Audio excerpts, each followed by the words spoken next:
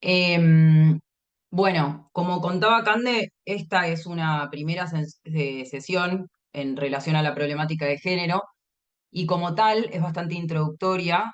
Nuestra intención era un poco presentarles la problemática de género como una problemática multicausal, por un lado, compleja, por otro lado, en el sentido de que tiene múltiples aristas que ya vamos a ir viendo a lo largo de esta clase y que tiene múltiples consecuencias de distinto grado.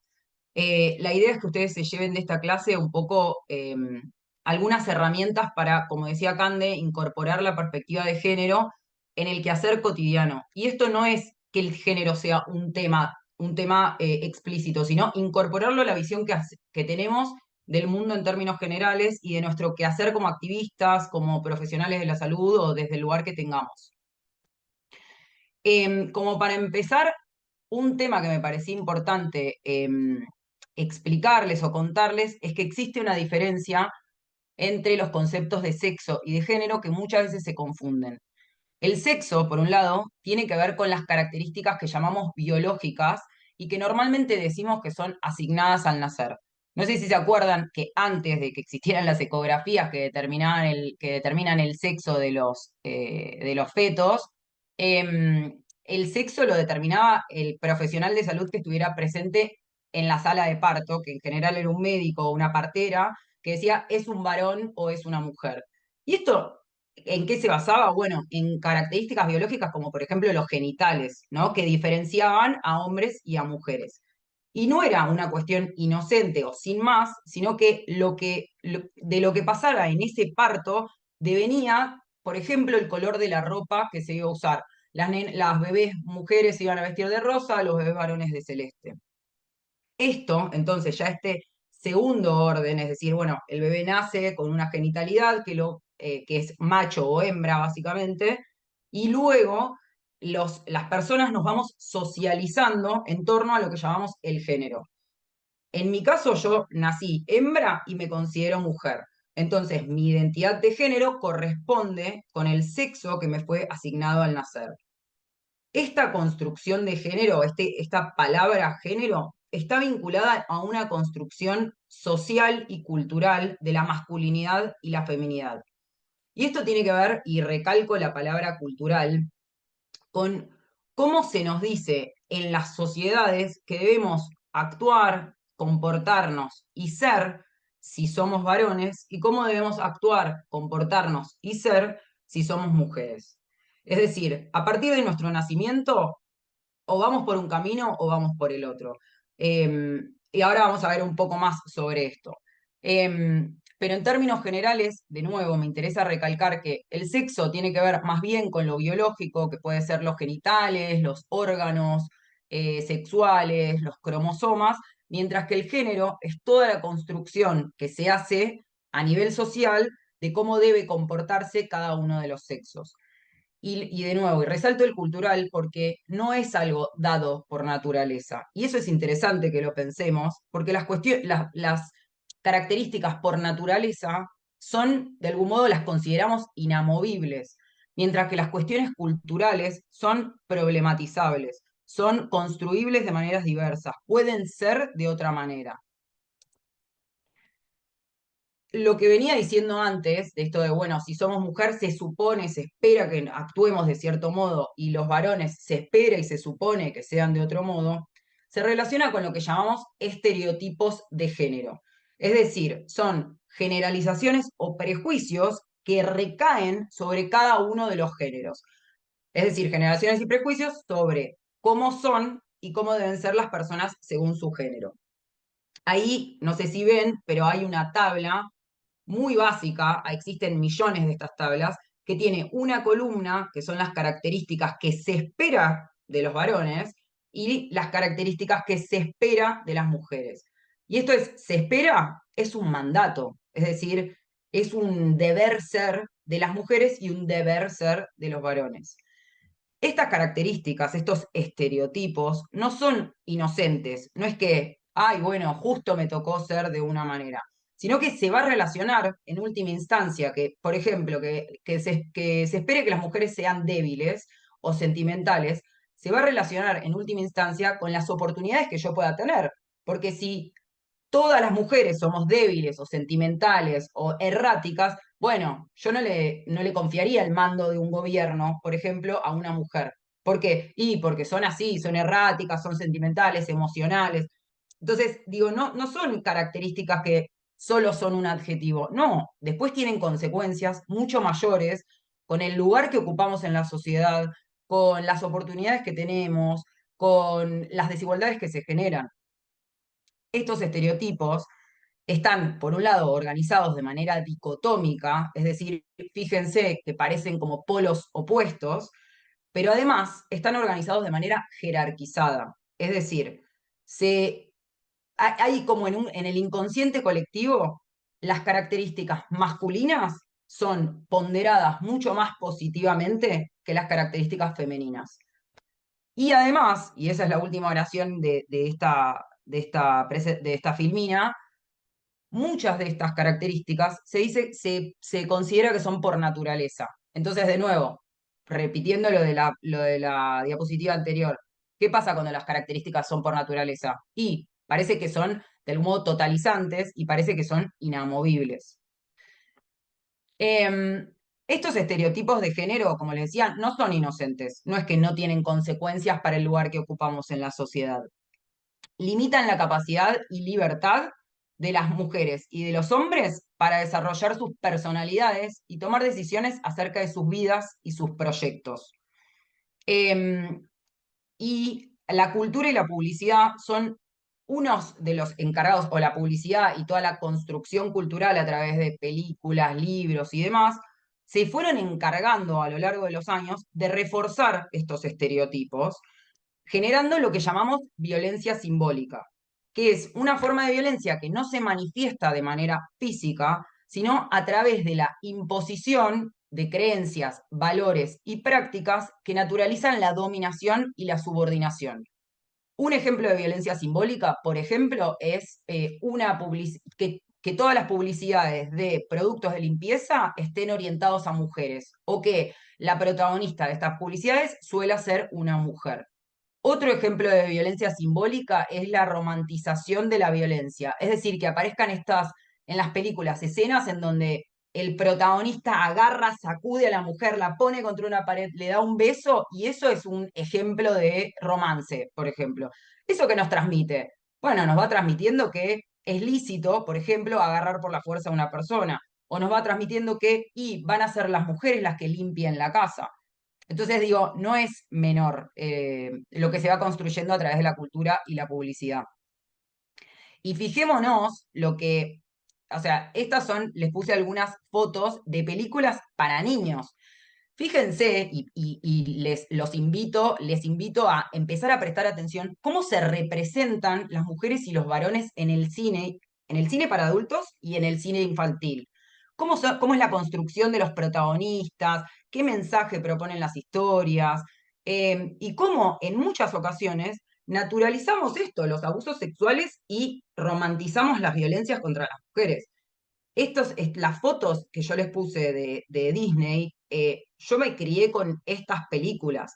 Y en estas películas la princesa estaba a la espera de que llegara un príncipe azul a salvarla. Y la manera de salvarla de muchos de estos príncipes era, por ejemplo, levantándola de un estado de inconsciencia con un beso. Eso hoy decimos, che, pero ahí no hubo consentimiento. ¿Cómo que le fue a dar un beso y la persona estaba inconsciente? ¿Cómo puede ser que naturalicemos eso y lo llamemos romance o lo llamemos amor? Además, en estas películas, perdón, y hay una foto de la película Lolita, que no sé si la vieron, pero es una película que absolutamente naturaliza, romantiza y vende de algún modo el abuso sexual, ¿no? Además, todas estas películas van reforzando los estereotipos en el sentido de que casi no hay personajes que se salgan de la lógica binaria, que ahora vamos a ver un poco más de qué se trata esto del binarismo. Es decir, siempre son o varones o mujeres heterosexuales, son todos flacos, son la mayoría blancos, son todos cisgénero, que ahora vamos a ver bien qué es. Y fijémonos cómo es la relación dominante-dominado, protagonista-actor secundario, qué tipos de cuerpo aparecen en las películas. y qué tipo de violencias se van dando a lo largo de las distintas tramas. Nosotros le pusimos algunos videos para que ustedes vieran como disparadores para antes de esta sesión, para que pudiéramos ir prestando atención a esto, ¿no? A cómo se plasma la violencia y la desigualdad a través de las publicidades, las películas y demás. Bueno, y yo les mencionaba esto de que son construcciones binarias. ¿Pero qué es el binarismo? ¿Por qué hablamos de binarismo? Bueno, la sociedad está organizada, la sociedad, me atrevo a decir, la sociedad occidental, está organizada de manera dicotómica. Es decir, nuestra manera de interpretar e incorporar conocimiento en general está organizada de manera de a dos. Bueno, malo, gordo, flaco, lindo, feo. Son en general pares de palabras que nos facilitan el entendimiento y la comprensión sobre el mundo. En general, pensamos en estos términos: racional, emocional, varón, mujer, activo, pasivo, etc. Esta forma de comprender el mundo, les decía, organiza las sociedades con ciertas jerarquías que se busca naturalizar. Y no sé si ustedes saben, pero Aristóteles, un filósofo griego, decía que había tres jerarquías que eran por naturaleza, es decir, inamovibles de algún modo, y que la naturaleza había dispuesto que fuera así, que eran que el adulto es superior al niño, que el amo es superior al esclavo y que el varón es superior a la mujer. Entonces, para la ciencia y para la sociedad, las personas eran o bien mujeres o bien varones y debían ajustarse o bien al mandato de la masculinidad o bien al mandato de la feminidad. Pero ¿qué pasa, por ejemplo, con las personas intersexuales? No sé si habrán alguna vez prestado atención a la sigla de todo este colectivo que lucha por derechos, que es el colectivo LGBTIQ+. Bueno, la I de esa sigla son las personas intersexuales, que son personas que nacieron con caracteres sexuales, como pueden ser los genitales, las gónadas, los patrones cromosómicos, que no se corresponden con las típicas nociones binarias sobre los cuerpos. La palabra intersex denomina a un amplio grupo de personas que tienen lo que llamamos características sexuales masculinas y femeninas y representan entre el 0,05 y el 1,7% de la población. O sea, es un número como considerable para ignorarlo. Em, Esta galletita yo se la puse porque me parece... Ah, perdón, interrúmpanme, yo no los estoy viendo, así que cualquier cosa abran el micrófono si tienen alguna duda y respondo, ¿eh? Em, Esta galletita me encanta, la uso seguido para explicar algunas cuestiones relacionadas con la problemática del género, porque me parece interesante cómo explica distintos órdenes de cosas. Lo primero es la identidad de género. Como yo les mencionaba al principio, tenemos por un lado el sexo, que tiene que ver con lo asignado al nacer, macho, hembra, mujer, varón, y por otro lado el género. Es decir, se espera, como les decía, que si yo nací con vagina, me comporte como una mujer, y si alguien nace con pene, se comporte como un varón. Ahora, si yo nací con vagina y me comporto como una mujer, decimos que soy cisgénero. Es decir, hay una correspondencia entre mi sexo y mi género. Si en cambio yo nací con vagina, pero me considero o me asocio más bien con características masculinas, se dice que yo soy transgénero, transexual o travesti. Es decir, soy trans, ¿sí? Entonces, en muchos países tenemos leyes de identidad de género que lo que permiten es ampliar las oportunidades y el reconocimiento a distintas identidades de género. Y la identidad de género es importante que la respetemos como una vivencia individual. Es decir, no es necesario que la persona se haya operado para cambiarse el sexo, no es necesario que la persona haya cambiado su registro, por ejemplo, en un documento nacional de identidad, no es necesario, no es necesario más que el respeto por lo que es, por cómo esa persona se autopercibe. Entonces, como profesionales, por ejemplo, como profesionales de la salud, si recibimos a una persona en una consulta que tiene un documento que dice que se llama una forma, que responde a cierto sexo, y sin embargo la persona viene vestida de una manera para nosotros inesperada, es conveniente que le preguntemos cómo se autopercibe, cuál es su identidad de género, y que nos cuente esa persona cómo se autopercibe, así podemos respetarle la identidad que ha elegido. Mientras que la orientación sexual, que hasta ahora no venimos hablando de nada relacionado con la orientación sexual, tiene que ver con hacia quién nos sentimos atraídos. Es decir, ¿en qué consiste nuestra atracción sexual? ¿Sentimos atracción por las personas de nuestro mismo sexo? ¿Por personas del otro sexo? ¿Sentimos atracción por... ¿No sentimos atracción sexual? ¿Sentimos atracción sexual por ambos sexos? Bueno, todo eso tiene que ver con la orientación sexual. Y por último, como concepto para aclarar, está la expresión de género, que tiene que ver con los recursos, de algún modo, que tenemos para expresar nuestro género, que puede tener que ver con si llevamos el pelo largo o el pelo corto, cómo nos vestimos, cómo hablamos, cómo caminamos y un montón de cosas que van haciendo a nuestra expresión del género autopercibido. Bueno, todo esto del binarismo que mencionaba antes, toda esta estructura binaria, todos estos estereotipos de género que generan desigualdad y que están jerarquizados, como les mencionaba antes, tienen que ver con lo que llamamos el patriarcado, que es una palabra que quizás ya escucharon muchas veces, pero que muchas veces no terminamos de entender qué quiere decir. En el sentido literal, originalmente significaba gobierno de padres. Este término era utilizado para designar un tipo de organización social en el que la autoridad la ejercía el varón jefe de familia, que era dueño del patrimonio del que formaban parte los hijos, la esposa, los esclavos y los bienes.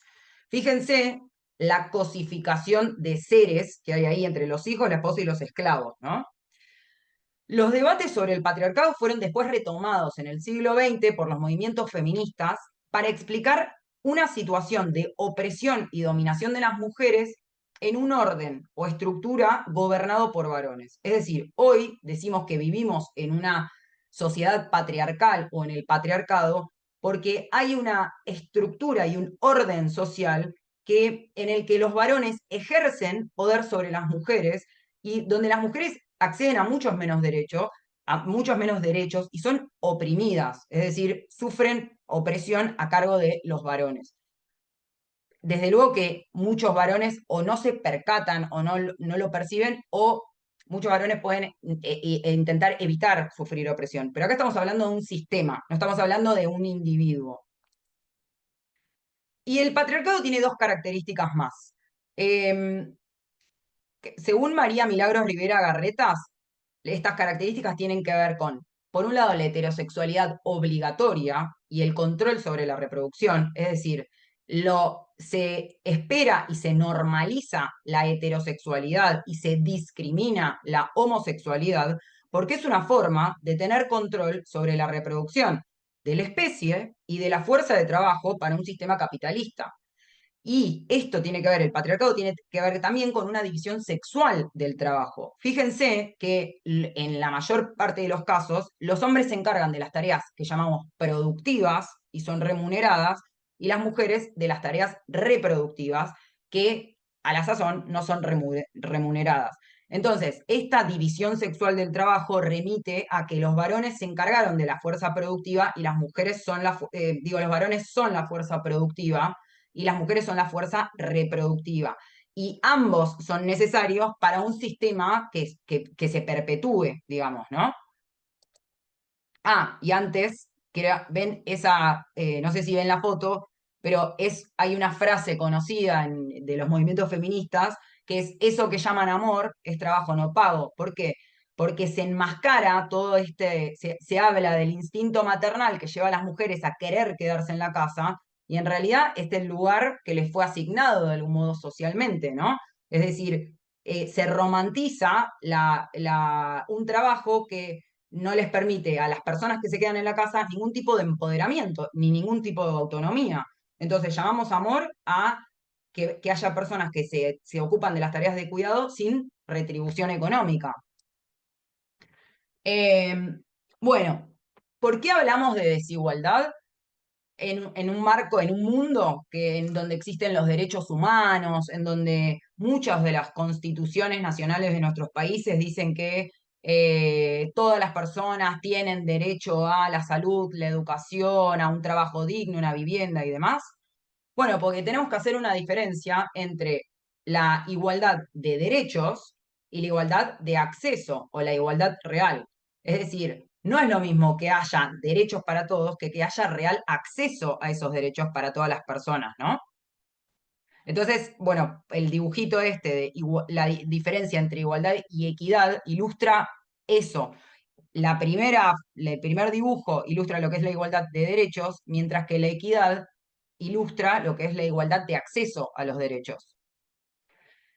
Y volviendo a esto de cómo se organizan las tareas reproductivas, las tareas productivas y reproductivas, y esto de eso que llaman amor es trabajo no pago, como para que se den una idea, según una encuesta nacional de uso del tiempo de 2021 que se realizó en Argentina, el 92,7% de las mujeres realizan las tareas no remuneradas. Y Oxfam, que es una organización internacional, hizo un cálculo de cuánto hubiera generado económicamente las tareas no remuneradas si se les hubiese pagado el salario mínimo. Es decir, si al trabajo doméstico se le hubiera remunerado aplicando el salario mínimo, esto representaría una contribución a la economía global de al menos 10,8 billones de dólares anuales, una cifra que triplica el tamaño de la industria mundial de la tecnología. Este número excede las ganancias del último año de las 50 empresas más grandes del mundo. Fíjense el ahorro que hace el sistema patriarcal no remunerando las tareas de las mujeres. Bueno, y ya vamos entrando a todo lo que tiene que ver con cómo estas cosas que parecen pequeñas desigualdades van generando un escenario y van siendo violencias que van generando un escenario de violencia sistémica. Decimos que lo personal, bueno, esta frase está al revés en realidad, lo personal es político porque no son casos aislados de falta de acceso a derechos o casos aislados de violencia doméstica. En algún momento, gracias a que las mujeres empezaron a hablar, se dieron cuenta de que no es que había violencia doméstica en un hogar, dos hogares, tres hogares. Era una situación sistemática, era una situación que por el grado de gravedad y la frecuencia con la que se daba, teníamos que hablar de que era un tema de salud pública, porque era tal la magnitud, que era un tema de salud pública. Entonces ahí una pensadora que se llama Carol Hanisch dice esta frase, lo personal es político, como, bueno, eso que parecía que era del orden de lo personal, y no sé si escucharon en otros países una frase que era, los trapitos se lavan en casa, como, bueno, no contemos mucho lo que está pasando dentro del hogar.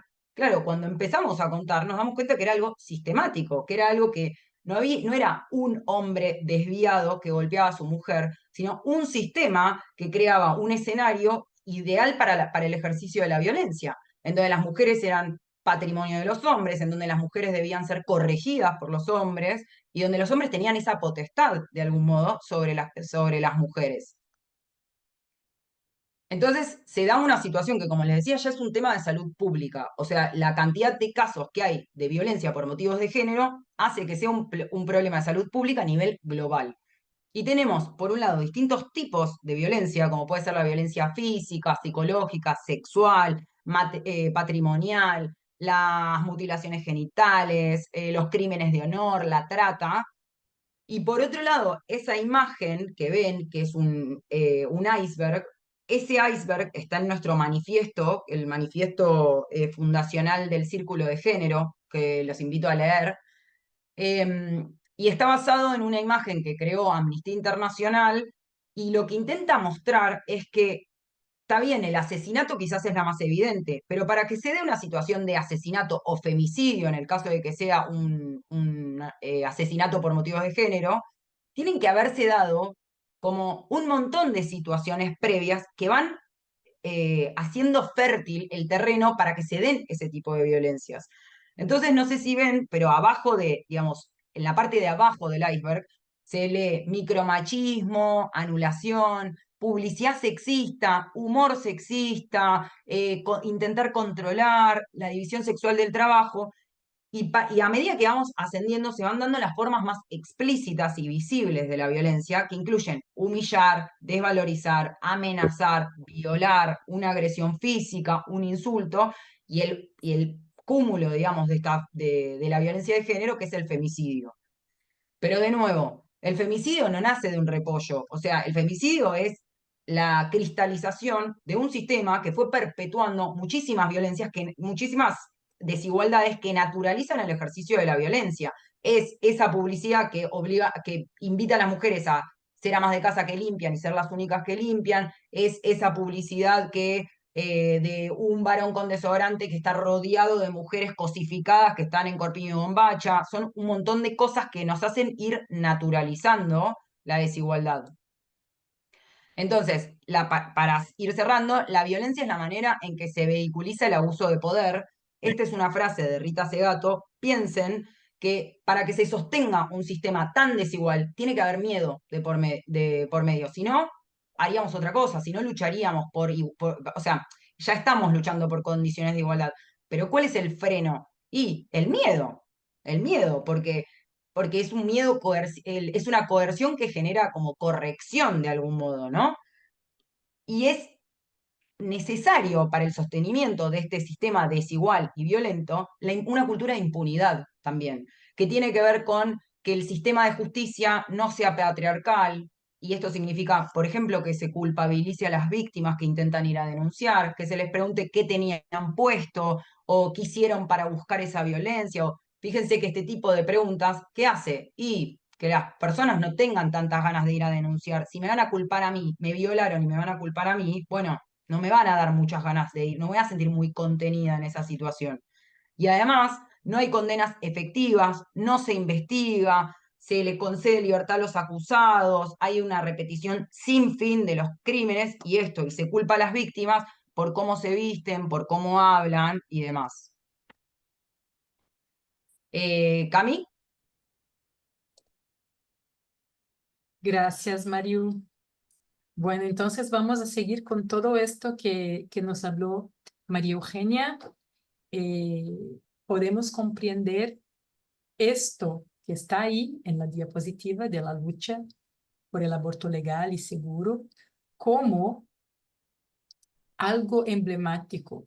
En la verdad, la idea es comprender la negación del derecho al aborto legal como una violencia de género.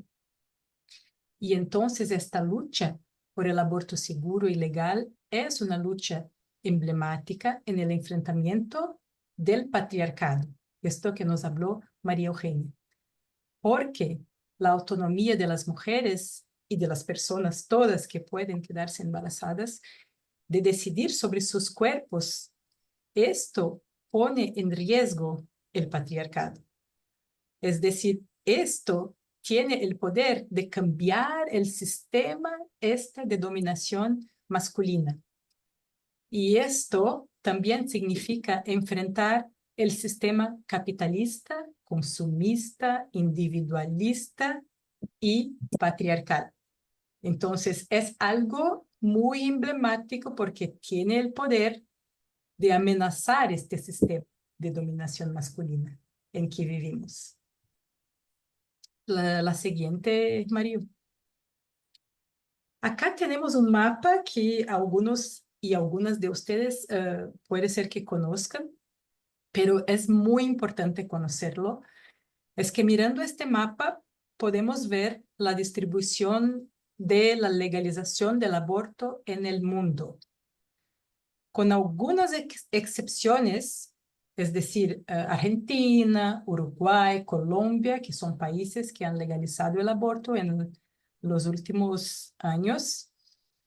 Los países verdes, donde está legalizado el aborto, son países del norte global, desarrollados. ¿Y por qué es así? Tenemos que reflexionar sobre eso. Esto no es así una coincidencia. Esto es una distribución imperialista del acceso a los derechos. Entonces, hay toda una dinámica global que hace que los países en desarrollo o los países más vulnerabilizados no han llegado a tener este derecho garantizado. Y esto genera mortalidad, esto genera vulnerabilidad y mucha injusticia social. Y así dentro de los países, no solamente entre países, pero dentro de los países, también se encuentran muchas desigualdades sociales en salud con relación al tema del aborto. ¿Por qué? Si el aborto no es legal, quien lo necesita va a practicarlo de forma ilegal y quienes no tienen las condiciones sociales, la información o las condiciones económicas para acceder a los métodos seguros, va a practicarlo de forma insegura. O sea, la siguiente, por favor. La criminalización del aborto afecta sobre todo a las personas en situación de mayor vulnerabilidad. Las personas, por ejemplo, de la población negra, indígena, personas con baja escolaridad o que habitan las periferias de las ciudades, por ejemplo. Y por lo tanto, este tema de la legalización del aborto, más allá de un problema de salud pública, lo que es seguramente, es una cuestión de justicia social. O sea, más amplio que solamente una cuestión de salud, que es muy importante, pero es más amplio porque es una cuestión de derechos humanos, de justicia social. La siguiente, por favor. En este gráfico podemos ver la mortalidad materna por aborto, es decir, las personas que se murieron cuando estaban embarazadas e intentaban hacer un aborto, en función de su color de piel en Brasil. En verde se ve la línea con mayor mortalidad en el tiempo, con los años. Y estas son las mujeres de color negra. Y la menor mortalidad se ve en las mujeres de color de piel blanca, que es la línea de color violeta. Así es que la mortalidad por aborto tiene color. Sí, tiene color, tiene clase social, tiene territorio. Es decir, que es un problema que es racializado y que es relacionado con esta vulnerabilidad. Esto lo muestran los datos, es muy claro. Hay muchas evidencias sobre esto. Y bueno, hablando de este asunto de la criminalización del aborto, que es la negación de los derechos sexuales y reproductivos, yo quisiera entonces compartir este concepto de interseccionalidad, que es muy importante en esta discusión de equidad y de acceso equitativo a los derechos sexuales y reproductivos. Este es un concepto que surgió desde el movimiento feminista negro, donde se incluyen más allá del género otras formas de opresión que antes estaban invisibilizadas. Por ejemplo, una mujer blanca de alta clase social tiene una categoría de opresión, que es el género. Pero una mujer negra y pobre, tiene 3 categorías de opresión. Y esto genera una situación de tripla discriminación. Y hay toda una dinámica de interacción entre estas diferentes formas de opresión y de sobreposición que es compleja y genera situaciones distintas. Entonces es complejo porque el tema es que considerar el género isoladamente no basta. no basta, necesita estar articulado con estas otras exposiciones, como un mosaico que se va construyendo con estas características. En esta foto está una persona muy importante que es referencia en este concepto de interseccionalidad, que es Kimberly Crenshaw. Y nosotras dejamos para ustedes un videíto de 5 minutos, que es muy claro, es muy bueno, que recomendamos que asistan, sobre la interseccionalidad. Es muy bueno, cuando quieran asistir. La siguiente. Y conectado con este debate está este asunto de la violencia obstétrica, que no sé si han escuchado, pero es también algo muy importante. Es un concepto muy amplio que se refiere a la atención deshumanizada, al abuso, de la medicalización excesiva, la patologización de procesos que son naturales en el parto, en el embarazo, en el posparto e incluso en el aborto. Este tipo de violencia también es racializado, así como el problema de la criminalización del aborto. También va a afectar más las mujeres negras, pobres, con menor escolaridad. Estas sufren más violencia obstétrica. Así que existe un otro concepto que surgió justamente por esta interseccionalidad, que es el racismo obstétrico. Entonces ya existe esta terminología específica que trata de la intersección del racismo con la violencia obstétrica. Lo importante es que el problema de la violencia obstétrica sea comprendido de esta forma más amplia, más estructural, más sistémica, como nos habló María Eugenia también sobre las cuestiones de género. Es un problema sistémico. Y este problema nace de las desigualdades e inequidades de género, y así podemos comprender tanto la criminalización del aborto cuanto la violencia obstétrica como violencias de género, que están conectadas directamente a las cuestiones de género.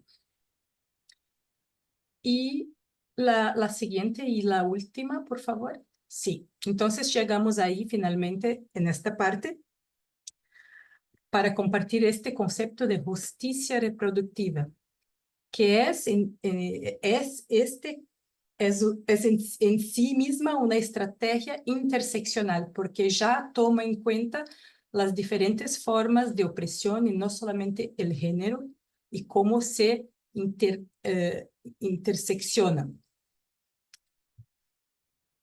estas diferentes categorías que impactan al acceso a los servicios de salud reproductiva y también al acceso a la educación, a la alimentación, y etcétera, y etcétera. La primera dimensión de la justicia reproductiva es el derecho a la parentalidad en condiciones de su propia elección. ¿Cuándo, cuántos, si quiere o no quiere tener hijos? ¿Y de qué forma? La segunda es el derecho a la no parentalidad, o sea, que no sea una presión social, que es una obligatoriedad de tener hijos, de ser madre o de ser padre. Y para eso se puede utilizar los métodos anticonceptivos, el aborto o la abstinencia sexual, como quiera la persona, de su libre elección. Y la tercera es el derecho a la parentalidad en ambientes seguros y saludables, libres de violencia. Y no como en Brasil, por ejemplo, tenemos el ejemplo de las mujeres negras que tienen miedo de sus hijos, que se mueran cuando tienen 13, 14 años de edad en el tráfico de droga. En la foto se ve una persona muy importante en esta discusión, que es Loretta Ross, una académica, feminista, activista afroamericana, porque estos conceptos surgieron de los movimientos de grupos afroamericanos inicialmente, pero están ya muy consolidados en América Latina. Bueno, muchas gracias. Esta parte entonces la encierro acá y paso a continuación ahora para María Eugenia de nuevo, o es No, Candelaria. Cande, Cande. Cande, por favor. Isabel, ¿vos me podrías compartir pantalla? Aprovecho para decir lo que nos pidió que dijéramos Román, que es que la evaluación final es el 14 y engloba todos los temas de la WISP. Listo. Dale, Isa, ¿vos podés agrandar la imagen así se ve mejor o no? Claro que sí. Así, Podés poner Isa presentar. Fíjate que arriba, al lado de compartir, dice presentar y ahí te va a allí, tomar. Ahí está, perfecto. ahí. Bien. Me vas diciendo, Cande, cuando la vaya pasando, ¿vale? Yo pido disculpas para comenzar porque estamos acá un poco complicadas y que si América, mi hija, no me da mucho permiso para hablar, alguna de las chicas retoma. Ok. Este, un minuto, ¿no?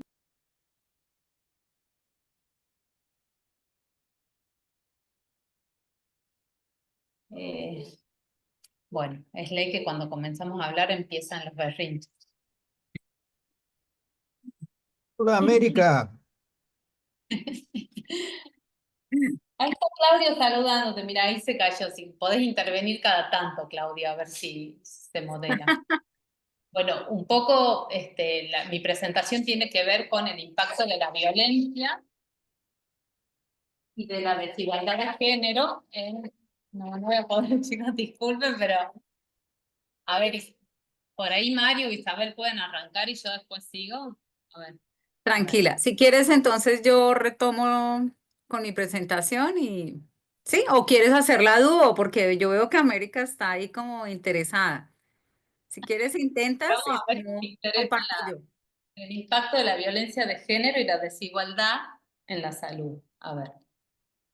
Bueno, nosotros sabemos que la desigualdad y la violencia de género son determinantes sociales, ¿verdad? No se va a interesar, son determinantes sociales de la salud que operan en múltiples niveles, desde el individual hasta el estructural, ¿no? No, no voy a poder. Discúlpenme un ratito, por ahí puedes retomar alguna, o chicas, si quieren ir leyendo, yo acoto, pero estamos complicados. Bien, pues si quieres, ¿quieres que te ayude con la lectura y tú vas puntualizando lo que quieras subrayar? ¿Sí? ¿Te parece? Bueno, listo. La desigualdad y la violencia de género son determinantes sociales de la salud que operan múltiples niveles, desde el individual hasta el estructural, y que afectan profundamente el bienestar físico, mental, emocional y social de las mujeres y de las personas LGTBIQ+.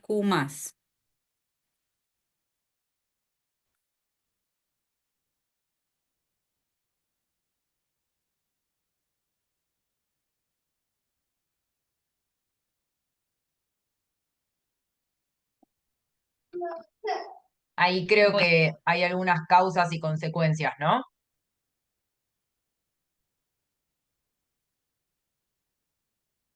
Voy a compartir entonces mi presentación. Yo creo que todos comprendemos las circunstancias de este momento. Entonces, bueno, parte de la base de la presentación que yo voy a hacer eh, tiene como fundamentos conceptuales y teóricos que compartió María Eugenia. Entonces, creo que aquí lo que vamos a hacer es un poco mostrar a manera de fotografía cómo el sistema patriarcal se expresa en inequidades en procesos organizativos de base comunitaria, pero también en las formas y en las dinámicas de participación política. Entonces, yo pues voy a centrar como en esta parte, pero creo que la idea es que podamos ir como articulando esta primera parte que nos ha compartido María Eugenia.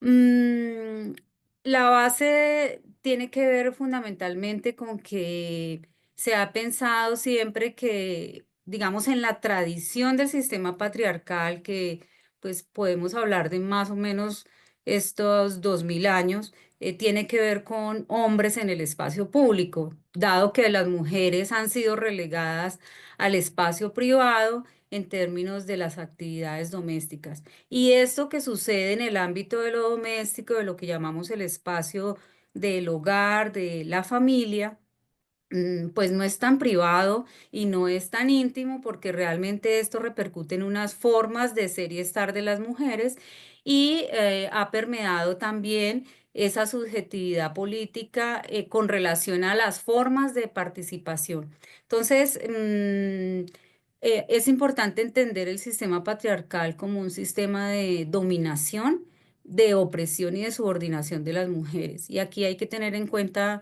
yo diría que 4 aspectos. Ha habido un control y una dominación sobre el cuerpo de las mujeres, sobre el tiempo, los recursos y las decisiones. Y esto que se ha dado desde una forma de distribución de los roles y de las actividades domésticas, pues de alguna manera a través de formas de dominación que están interiorizadas en las personas desde ese ámbito cultural y subjetivo, incluso psicológico, pues son formas que se han naturalizado y que llevan también a estas formas de participación comunitaria y política. Ese tema me parece muy pertinente, dado que quienes estamos en este momento en este espacio, pues somos personas que estamos vinculadas al movimiento de salud de los pueblos, tenemos una trayectoria como activistas y una trayectoria de participación comunitaria y política. Entonces, hemos considerado integrar este tema precisamente por el rol que desempeñamos.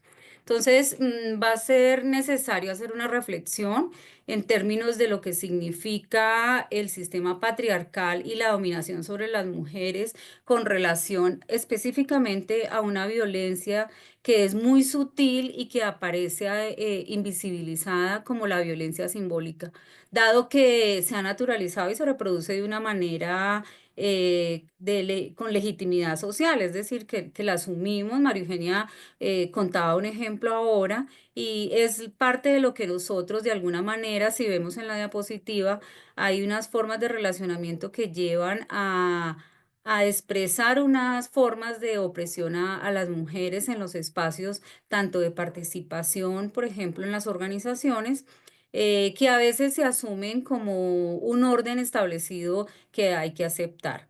Y esto lo podemos identificar, bueno, en algunos casos mucho más explícito, como situaciones de maltrato que pueden ser de violencia verbal o situaciones que pueden ser como acoso sexual, por ejemplo. Entonces, son situaciones que debemos de aprender a identificar y sobre todo a poder sacudirnos en términos de que son violencias que como son tan sutiles, pues tenemos que estar alertas para no interiorizarlas y por el contrario de construirlas. Encontramos como una problemática muy importante con relación a esto y es las conductas discriminatorias en las relaciones de poder. Y aquí quiero leer esta cita relacionada con el androcentrismo conlleva la invisibilidad de las mujeres y de su mundo, la negación de una mirada femenina y la ocultación de las aportaciones realizadas por las mujeres, lo que nos muestra que muchas veces lo que se busca es, creo que esa frase popular que a veces hemos escuchado y que también desde el feminismo ha buscado de construir este sistema es calladita se ve más bonita.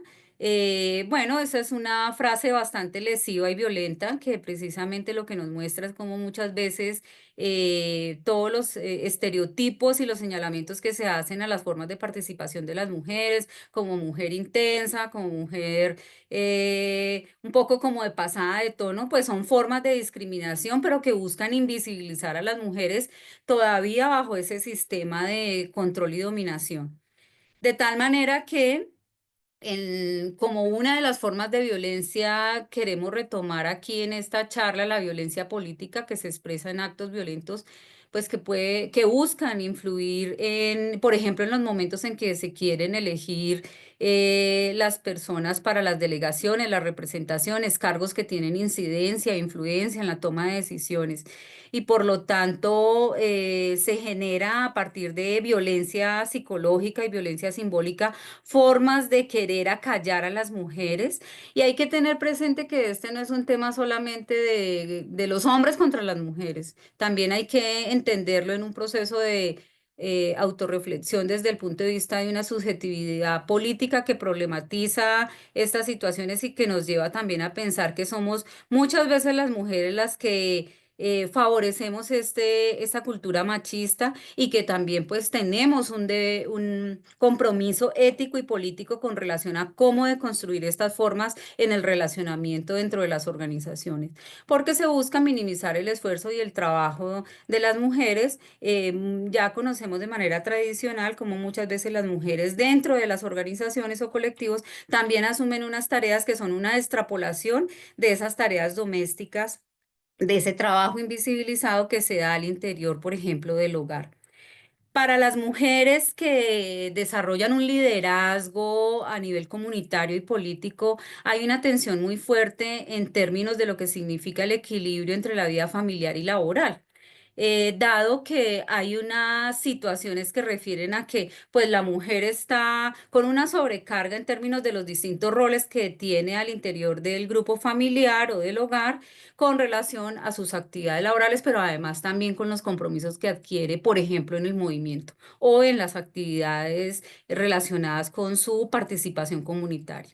Entonces, por ejemplo, aquí hay un caso muy concreto. Mi esposo considera que la labor que hago en la comunidad es de orgullo para ellos, pero que por el tiempo que dedico a esta actividad estoy descuidando mi vida familiar.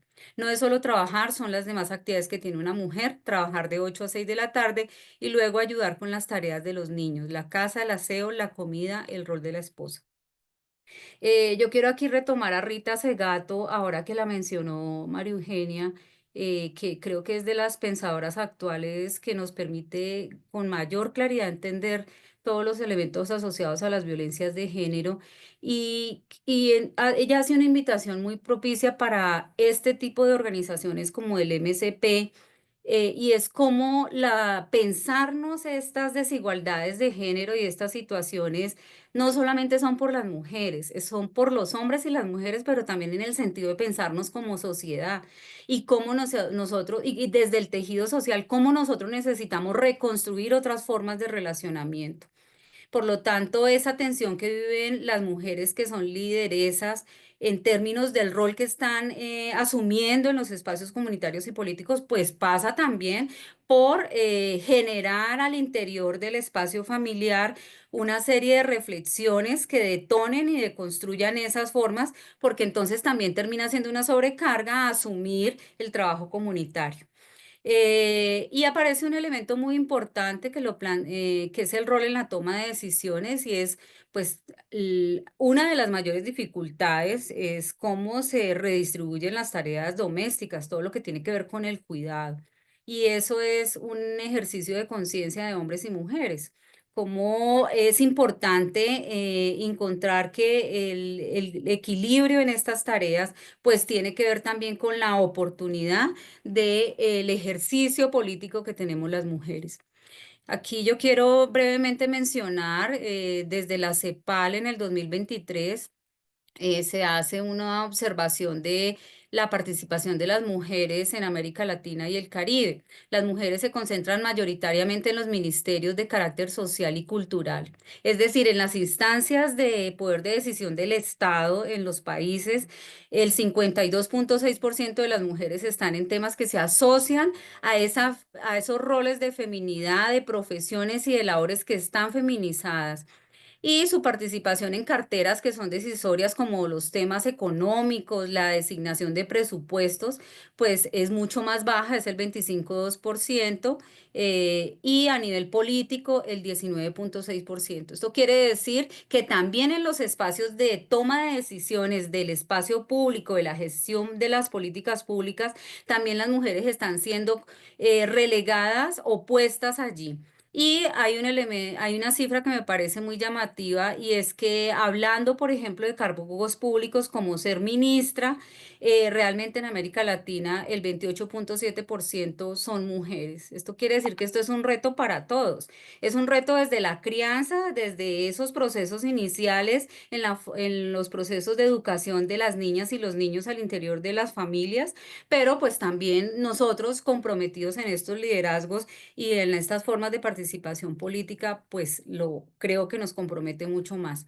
En el caso de Colombia, por ejemplo, en la corporación Sisma Mujer, que es una corporación muy importante a nivel nacional y ha aportado muchas cosas en temas de investigación y política pública, muestra una trayectoria entre el 2014 y el 2022, una tendencia en la que se observa entre las aspirantes y las selectas quienes quedan. Entonces, primero vemos que menos del 40% de las mujeres se candidatizan y de ellas básicamente alrededor del 29% para el año 22 son mujeres elegidas. Esto quiere decir que también hay una interpelación a esa subjetividad política de las mujeres con relación a la ocupación de cargos públicos, tal vez a tener esa ambición de poder estar en espacios de decisión.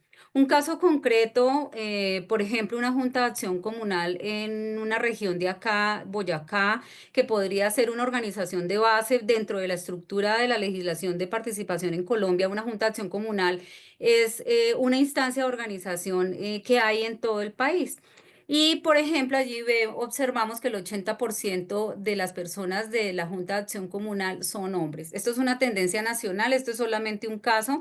Encontramos entonces que más o menos el 20% son mujeres. Y cuando vamos a ver en los estudios qué hacen las mujeres, pues las mujeres están en actividades que son de pronto de ayuda, secretariales, y cuando lo encontramos en espacios como ejemplo el MSP, identificamos a veces que hay unas situaciones donde las mujeres están coayudando en unos procesos que realmente cuando es el momento de la relatoría, cuando es el momento de las actividades secretariales, pues están muchas veces asumidas todavía en esa perspectiva de feminización y de subordinación de las mujeres.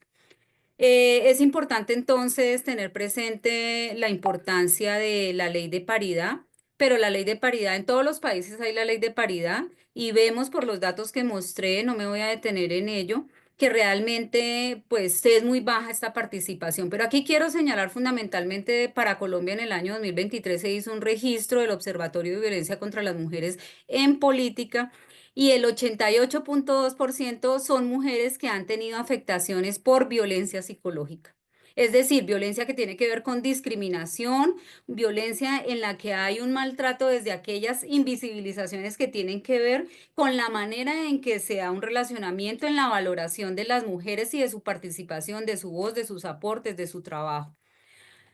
La ONU en este año presenta a nivel internacional, y ya con esto voy cerrando, con el nivel de avance actual, la paridad de género en los cuerpos legislativos nacionales no se logra antes del 2063. Estamos hablando de los Objetivos de Desarrollo Sostenible. O sea, al ritmo que vamos, no vamos a lograr realmente hacer una fractura real en términos de estas desigualdades de género en los procesos de participación política. Solo 6 países tienen un 50% o más de mujeres en parlamentos, en cámaras bajas o parlamentos unicamerales. Es decir, nosotras también estamos en la orilla, dejando que otros decidan por eso. Otros que son hombres y que desde esta misma perspectiva mantienen una forma de dominación. Esta presentación está dentro del material que compartimos, allí están las referencias bibliográficas. Yo quisiera cerrar un poco como con la idea de que ¿cómo revertimos esto? Yo creo que además de lo planteado es necesario generar procesos de formación. Yo creo que el movimiento tiene que pensarse procesos de formación de líderes y de lideresas y de líderes nuevos que permitan realmente hacer una deconstrucción de estas formas de inequidades. Y por otro lado, me parece que es necesario que se fortalezcan los mecanismos y las rutas de prevención y atención en violencias de género al interior de las organizaciones. Creo que nosotros somos los primeros llamados en formarnos. Tal vez esta sesión es un abrebocas para el MSP en términos de convocarnos de pronto a pensarnos como movimiento en la necesidad de generar un proceso de formación más profundo, más a largo plazo con relación al tema de género. Yo dejaría hasta allí para respetar el tiempo de mis compañeras. Creo que me pasé, me disculpan. Dale, Isa, yo le comparto ahora la presentación a Cande, entonces, y la voy acompañando ahí a ver si puede presentar. América estuvo muy atenta durante la presentación de Isabel, así que se ve que la política le interesa mucho más. Y quiero aprovechar para decir que hoy se conmemora el Día Mundial de la Salud Mental Materna y aprovechar para reivindicar a todas las madres presentes, lo que significa también, ¿no? Esto de la carga desproporcionada y el estrés, ¿no? De responder a las tareas de cuidado y a tantas otras cosas que nos toca como mujeres y madres. Así que bueno, arranco con la presentación. Bueno, les decía que la desigualdad y la violencia de género son determinantes sociales de la salud que operan en distintos niveles y que además afectan el bienestar físico, emocional, mental de mujeres y personas LGTBIQ+. Puedes pasar, Mario. Y un poco hablarles que sobre la desigualdad de género como la raíz del problema de salud, ¿no? Y como un problema de salud pública, no solo la desigualdad, sino la violencia, como van a ver más adelante.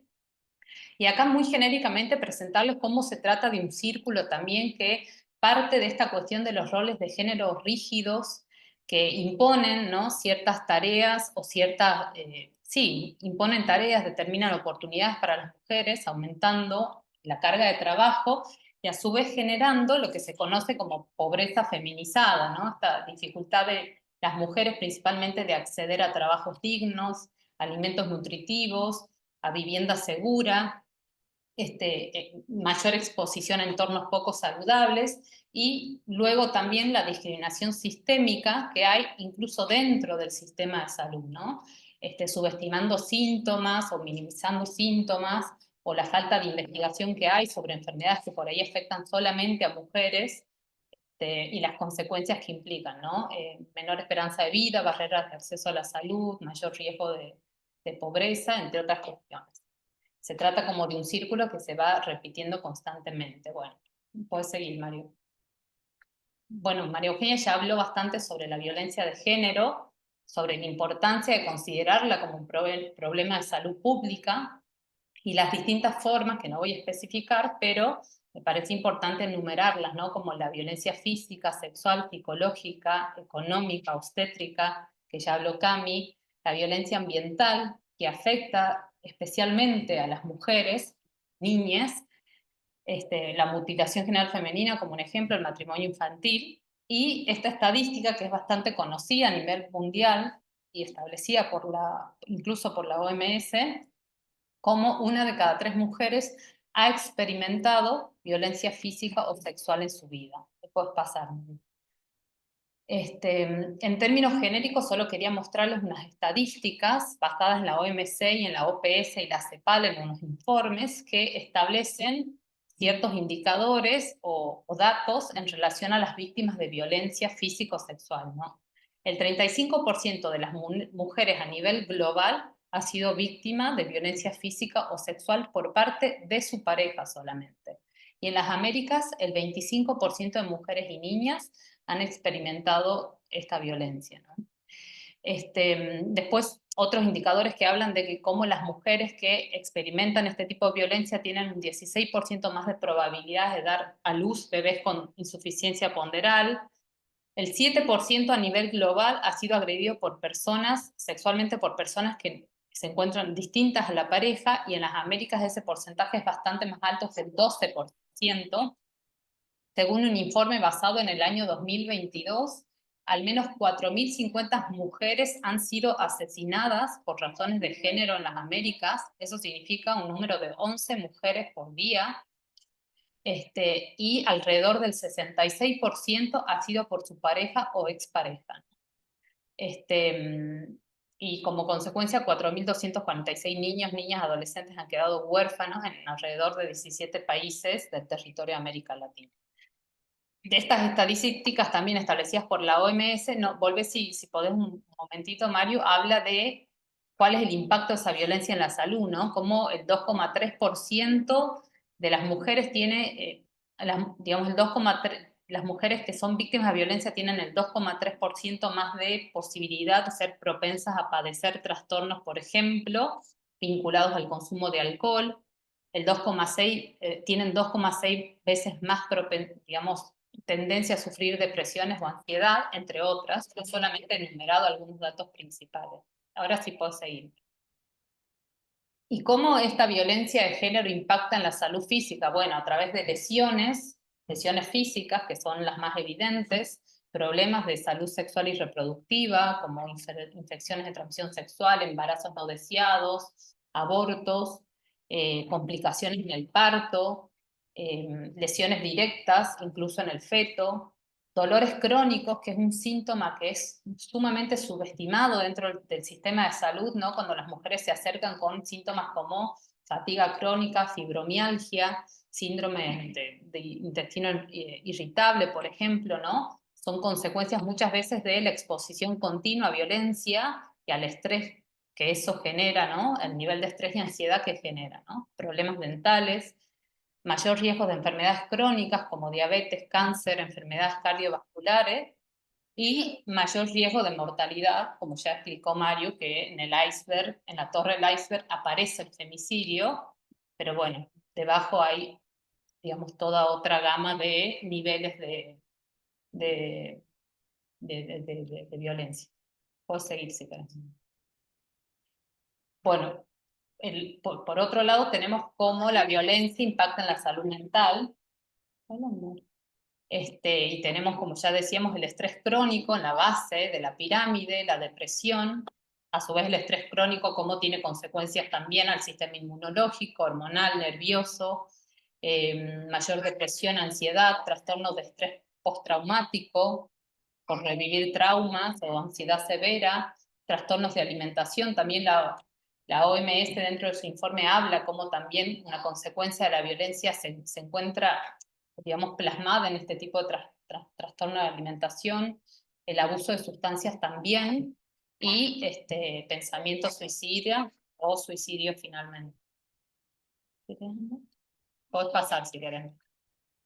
Por otro lado, tenemos el impacto de la violencia de género y de la desigualdad también en la salud social y económica, ¿no? Por un lado, dificultades económicas, costos médicos, pérdidas de ingreso, muchas veces dependencia económica del agresor, la transmisión intergeneracional de esa violencia, ¿no? Porque niñas que presencian violencia tienen mayor riesgo a perpetuarla o a sufrirla en el futuro.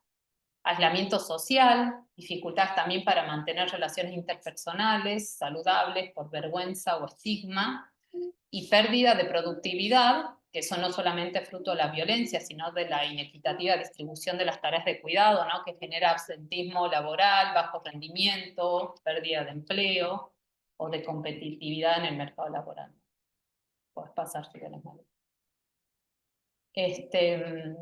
Bueno, me parece importante hablar concretamente de la disfunción sexual del trabajo y del impacto que tiene en la salud de mujeres las cargas desproporcionadas de estas tareas de cuidado de las que ya hablamos, ¿no?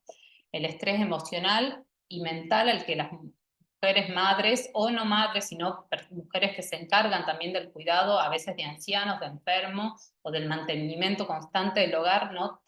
Al que se encuentran expuestas, con tareas que a veces parecen sencillas, pero la carga mental, la preparación de alimentos, la actividad física que demanda, ¿no? También genera, como ya hemos dicho, fatiga crónica, agotamiento, dolor musculoesquelético, la falta de tiempo para el autocuidado, por ejemplo, menor tiempo para dedicarse a sí mismas, para hacer controles y chequeos médicos, para descanso, para alimentación saludable, en definitiva, menor calidad de vida, las limitaciones sociales y económicas que esta inequitativa distribución del cuidado genera, ¿no?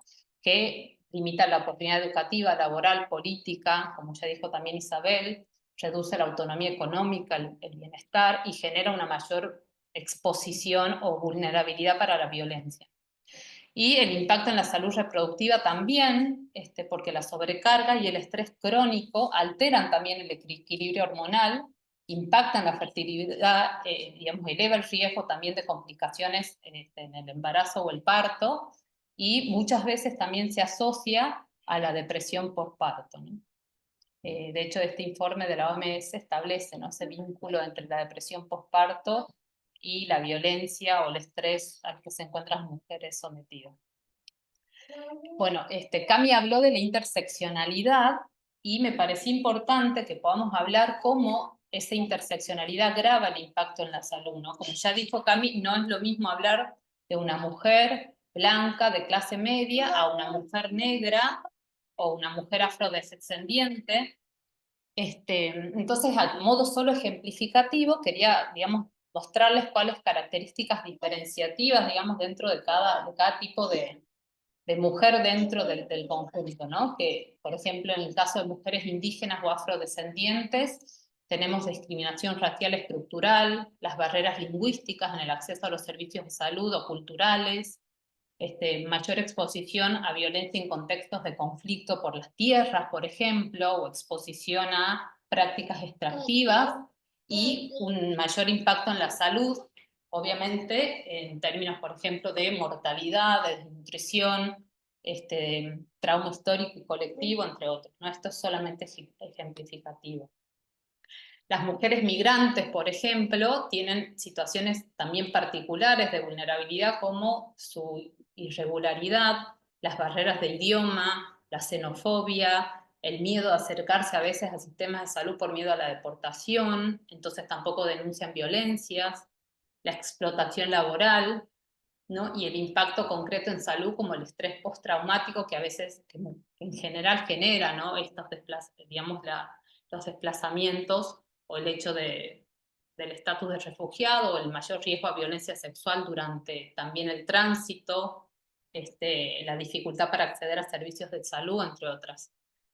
Después, por ejemplo, tenemos las particularidades de mujeres con discapacidad, ¿no? Mayor dependencia de cuidadores, que muchas veces son también agresores, barreras físicas, esterilización forzada, infantilización, y impacto en la salud, obviamente también mayor violencia física, sexual, problemas de salud no atendidos. Son todas situaciones en donde se ve la dificultad también al momento de acceder al servicio de salud, cómo esa interseccionalidad no es tenida en cuenta. Si querés, puedes seguir, Mario. Bueno, mujeres campesinas y rurales, por ejemplo, la dependencia directa con el territorio, lo cual implica la exposición constante y directa a prácticas extractivas, a agrotóxicos, y el impacto en la salud que tienen, sumado a los roles de género que también se viven adentro de esas comunidades, menor acceso a información, aislamiento geográfico, bueno, y todo el impacto concreto que esta situación tiene en la salud. En el caso de mujeres LGTBIQ+, también, ¿no?, las vulnerabilidades concretas vinculadas a la orientación, la violencia correctiva, la exclusión familiar o la patologización de su identidad. Mujeres en situación de pobreza, que también, entre otras cuestiones, la incapacidad, la menor, digamos, posibilidad de acceso a la educación, a empleos dignos, y ese circuito del que hablamos, ¿no?, de la feminización de la pobreza finalmente, lo cual impacta directamente en la salud. Y mujeres mayores, posiblemente se me están escapando otros casos, pero esto era solamente a modo de ejemplificar y de hablar de la necesidad de que el sistema de salud, y ahí puedes pasar si querés, Mario, pueda transformarse atendiendo a esta perspectiva, ¿no?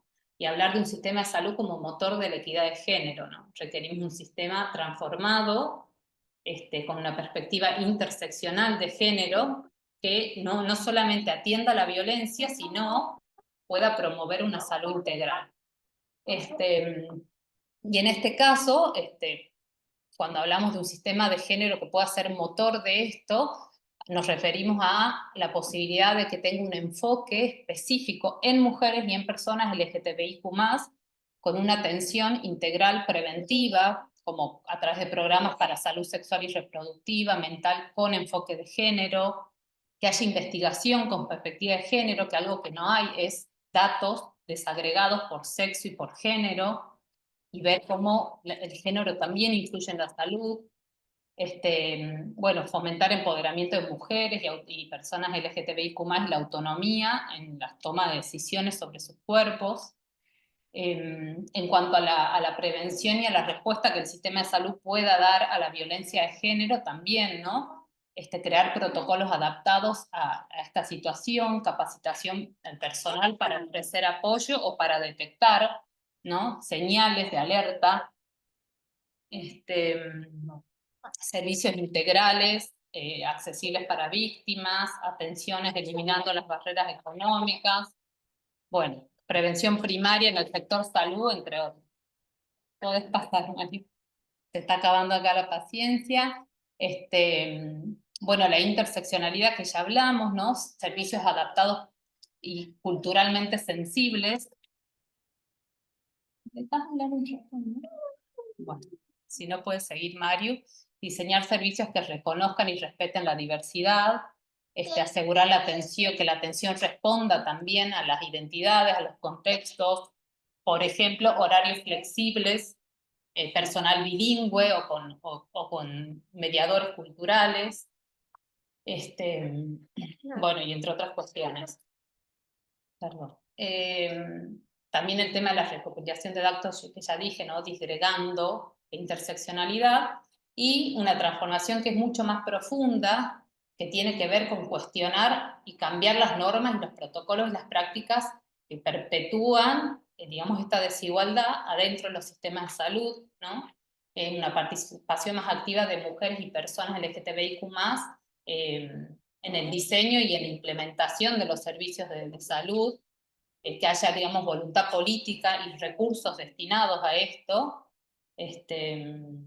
y bueno, entre otras cosas. Y para terminar, podés pasar, Mario, me gustó esta frase que dice: cuidar de mí misma no es autoindulgencia, es un acto de autopreservación, y esto es un acto de guerra política. Y otro del orden. Bueno, y eso es todo.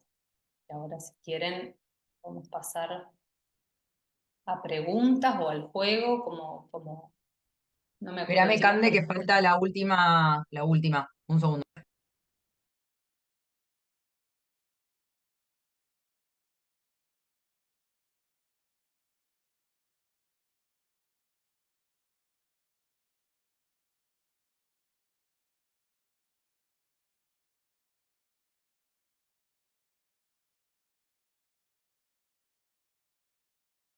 Bueno, como les fuimos diciendo a lo largo de la charla, incorporar la perspectiva de género, bueno, ahí Cande, en las últimas diapositivas de su presentación, brindó un montón de ideas de cómo es y qué significa concretamente en el contexto de salud incorporar la perspectiva de género, ¿no?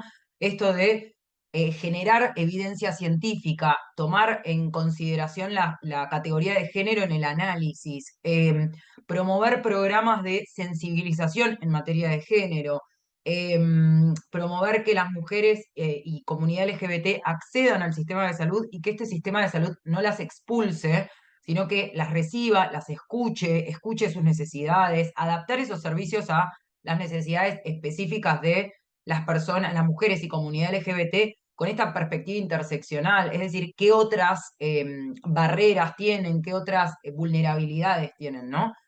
Entonces, un poco este concepto de incorporar la perspectiva de género, como para ir cerrando, tiene que ver con problematizar nuestras prácticas cotidianas. De ahora en más, prestemos atención a si no estamos nosotros mismos utilizando estereotipos y estereotipando a las personas. Si no estamos riéndonos de un chiste machista, si no estamos subestimando una situación de violencia. Entonces, un poco incorporar la perspectiva de género tiene que ver con reconocer las desigualdades que hay entre los géneros y tratar de entenderlas desde una mirada crítica. Y esto no es hablar de género todo el día, es tratar de entender las situaciones cotidianas en el contexto de la desigualdad de género. Observar el impacto del género en las oportunidades, en los roles y en las interacciones sociales de las personas. Ver, por ejemplo, cuántas oportunidades hay en los distintos movimientos sociales para mujeres y varones. ¿Hay igualdad, hay paridad en cuanto a la representación? ¿Qué roles tienen las mujeres y qué roles tienen los varones? ¿Son roles más bien secundarios los de las mujeres y autoritarios los de los varones? ¿O hay más o menos paridad? Un poco lo que mencionaba Isabel, ¿en qué lugares están las mujeres en el MSP, en otros movimientos activistas, en los hospitales o centros de salud y demás? ¿Y cómo interactúan los distintos géneros? Es decir, ¿se sienten en pie de igualdad las personas que están ahí o se sienten discriminadas? ¿Pueden hablar? ¿Pueden hacer una denuncia en caso de que haya discriminación o no? Entonces, un poco tiene que ver con entender que se suele privilegiar lo masculino en contraposición a lo femenino y cómo esta inequidad produce y replica violencias contra niñas, jóvenes, mujeres y personas no binarias. Bueno, ahí ya estaríamos cerrando con todo lo que tiene que ver con los contenidos de la clase. Lo que queríamos hacer era, por un lado, abrir un espacio para preguntas, para que puedan hacer sus preguntas y después hacer una pequeña actividad. Así que si quieren directamente abran el micrófono y nos cuentan si tienen alguna duda, comentario o pregunta y lo vamos respondiendo. O alguna experiencia que quieran compartir dentro de todo.